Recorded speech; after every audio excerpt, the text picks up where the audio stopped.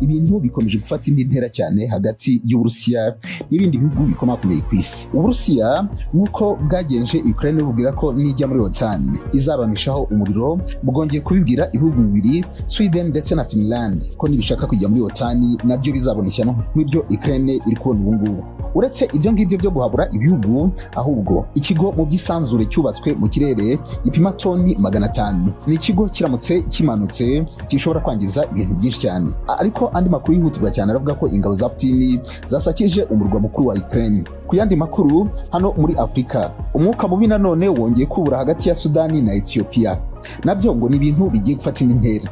Reka ngwikaze kuri aya makuru, mbanze mpere kuri aya makuru y'Uburusiya n'ibindi bihugu. Umuvugizi wa guverinoma y'Uburusiya yahaye umuburo Sweden na Finland ko nibishaka kujya muri OTAN bizahura n'akaga. Hari amakuru avuga ko umugambi wa Putin ari ugukoma imbere ibihugu byose bituranye nabwo ukabibuza kujya muri OTAN. Maria Zakharova yagize ati Uburusiya buraburira Finland na Sweden ko niba bishaka amahoro byagombye kwirinda gushakisha amahoro uhungabanya ay'ibindi bihugu. Itangazamakuru ryo mu Bwongereza rivuga ko Uburusiya buzihimura bukoresheje ingufu za gisirikare kuri Sweden na Finland niramuka bigiye muri OTAN. Sweden na Finland nibyo bihugu bituranye n'Uburusiya bya hafi biherereye ku nyanja ya Arctic. Nyuma yuko Zakharova abitangaje, Minisiteri y'Ububanyi n'Amahanga y'Uburusiya yasubiye mu magambo ye ivuga ko ibyo Uburusiya buvuga bubikomeje muri serious. Ni ubutumwa bwacishije ku rubuga rwa Twitter. Ni ubutumwa bugira buti turakurikirana hafi umugambi wa Sweden na Finland wo kujya muri OTAN, kandi turabasezeranya ko kubikora bitazabura kugendana n'ingaruka za gisirikare. Mbere yuko Uburusiya butangiza intambara kuri Ukraine, bwari bufite amakuru ahagije avuga ko haburaga igihe gitoya iki gihugu cyinjire muri OTAN. Ubwo bari kwisose muri iki gihe ngo nuko Ukraine igiye gufatwa n'ubutegetsi bwa Putin mu minsi mike iri imbere. Mu masaha mu gitondo cyo kuri wa gatandatu tariki 26 Gashyantare 2022, ingabo z'Uburusiya zinjiye mu murwa mukuru wa Ukraine witwa Kiev ziturutse mu byerekezo bitandukanye. Urugamba ruhaninana, ariko abasirikare ba Ukraine bagerageza kwihagararaho. Daily Mail yanditse ko hari indege y'ingabo z'Abarusiya yahanuwe irimo abasirikare 300. Perezida wa Ukraine witwa Zelensky yavuze ko we n'ingabo ze batari bumanike amaboko ngo bararwana kugeza ku mwuka wa nyuma. Ingabo z'Uburusiya zinjiye muri Ukraine zinyuze mu byerekezo bibiri, burengerazuba ahitwa Iberesteka no mu majyaruguru ahitwa Trashchina.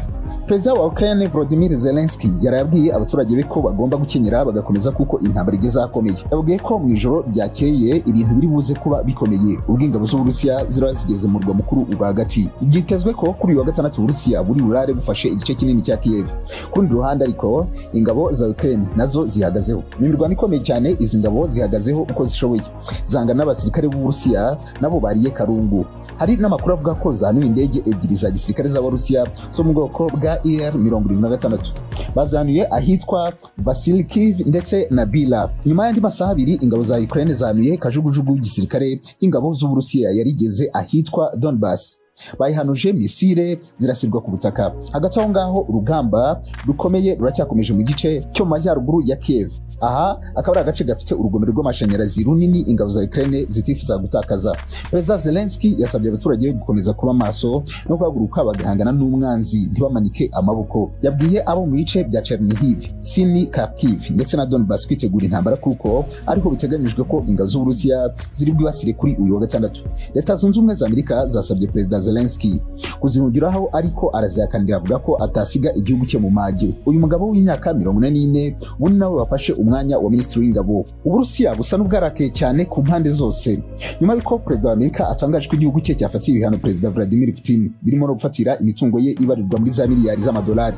Abarusiya bakorera mu kigo mpuzamahanga kiga iby'isanzure International Space Station batangaje ko bagiye guhagarika ibikorwa byo kugisana kandi ngo kizahita gihanuka. Ikigo cyitwa International Space Station ICC gipima toni 500 kandi ngo nigihanuka kizarendimurikira ku mugabane w'Uburayi cyangwa kuri Amerika. Umuyobozi w'ikigo cy'Uburusiya gishinzwe iby'isanzure witwa Dmitry Rogozin yaguye ubutegetsi bwa Amerika kwisubiraho ku cyemezo cyo gufatira umutungo wa Putin kuko gumishaho kiriya cyemezo bizagira ingaruka zikomeye cyane. Muri iki gihe abahanga 6 n'abashinzwe kwita ku miterere ya kiriya kigo bakabikora binyuze mu kukirinda kwangirika cyangwa guhengama bivuye ku murongo gitembereraho uwo bita Ahubidi. Abakurikiranira hafi ibiri kuba hagati ya Amerika n'Uburusiya bavuga ko bitari bikwiye ko abahanga b'Uburusiya bagira imyitwarire y'abanyapolitiki kuko politiki atari akazi kabo.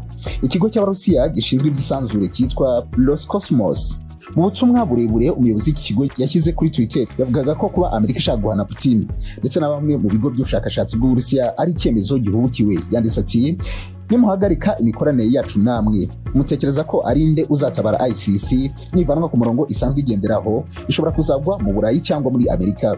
Dmitry Rogozin yavuze ko Perezida Biden ashobora kuba afite uburwayi bwo mu mutwe bita Alzheimer ngo ni indwara ituma adatekereza ku ngaruka icyemezo nka kiriya kizagira haba kuri Amerika ndetse no ku nshuti zayo. Ubusanzwe ikigo mpuzamahanga mu bushakashatsi mu by'isanzure ICC gikorerwamo n'ibihugu byinshi kandi bigabanyije mu matsinda. Uburusiya bwahawe inshingano yo gukora ikoranabuhanga bituma kiriya kigo cya rutura kidahanuka ngo kikubite ku isi. Ni ikoranabuhanga rigifasha kuguma mu birometero 153 uvuye ku isi kandi ridahari ngo rikomeze kwitabwaho ribungabungwe cyahanuka kikagwa aho ari hose ku isi harimo n'ibice bituwe cyane bya Amerika cyangwa iby'Uburayi. Nubwo abayobozi b'ikigo cya Amerika gishinzwe iby'isanzure NASA bavuga ko bazakomeza gukorana neza n'abahanga bo mu bindi bigo harimo na kiriya cyo mu Burusiya, abo muri iki kigo bo bavuga ko bagisuzuma neza iby'icyemezo cya Biden n'ingaruka kizabagiraho hanyuma bakazafata icyemezo mu gihe gikwiriye. Ikigo International Space Station cyarekuriwe mu kirere mu mwaka wa 1998 ariko abahanga batangiye kugikoreramo mu buryo buhoraho mu mwaka wa 2000. Naho nsoreje muri Afrika, ubutegetsi bwa Sudan bwatangaje ko bwarakajwe cyane nuko Ethiopia yafunguye igice cya mbere cy'urugomero rw'amashanyarazi ku ruzi rwa Nili ruhuriweho n'ibihugu bitandukanye birimo na Misiri cyabumenyesheje. I Khartoum bavuga ko icyemezo cyo kubaka no gutaha ruriya rugomero Ethiopia yagifashe itakiganiriyeho n'umuturanyi wayo Sudani kandi ngo ntibikwiye. Ni urugomero rwateje sakwe hagati ya Addis Ababa na Khartoum ku buryo hari n'abakeka ko bishobora kuvamo intambara yeruye. Iby'uyu mwuka mubi byaje gusa n'ibicogojwe ubwo Ethiopia yajyaga mu ntambara yarwanaga n'abo muri Tigray. Muri iki gihe iyi ntambara isa n'iyarangiye. Byabaye umwanya mwiza ku butegetsi bwa Minisitiri w'Intebe Abiy Ahmed bwo gukomeza no kurangiza umushinga wo kubaka ruriya rugomero.